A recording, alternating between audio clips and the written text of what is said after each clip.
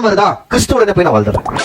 இந்த சிந்தனை வந்துச்சுன்னா அவங்க தேவனுக்கிட்ட அவன் பிரச்சனையை வச்சுட்டு அவனுடைய வாழ்க்கை எப்படி இருக்குன்னு பாத்தீங்கன்னா, கர்த்தர் என்னுடைய மெய்ப்பரா இருக்குவார், நான் எப்படி இருக்குவேன், தாழ்ச்சி அடைய மாட்டேன். ஏசாயா சொல்றாரு, ஏசாயா 26:3 உம்மை உறுதியாய் பற்றி கொண்ட மனதை உடையவன் உண்மையே நம்பி இருக்கிறபடியினால் நீர் அவனை பூரண சமாதானத்துடன் காத்துக் கொள்வீர். என்னதான் கிடைக்கும் உங்களுக்கு?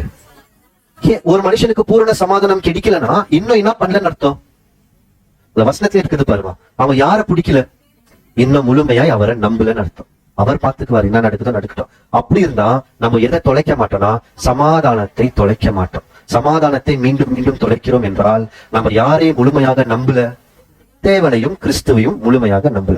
முழுமையான நம்பிக்கை இல்லாத பட்சத்துல தான் நீங்க சொன்னீங்க பாருங்க, இந்த 10 பாயிண்ட் நீங்க தான் கொடுத்தீங்க, அதெல்லாம் மனசுக்குள்ளவே இருக்கும், ஓடினே இருக்கும். முழுமையா நம்புனா ஓடாது, சமாதானம் வந்துடும். என்ன வந்துடும்? தேவனோட தெய்வீக சமாதானம் வந்துடும்.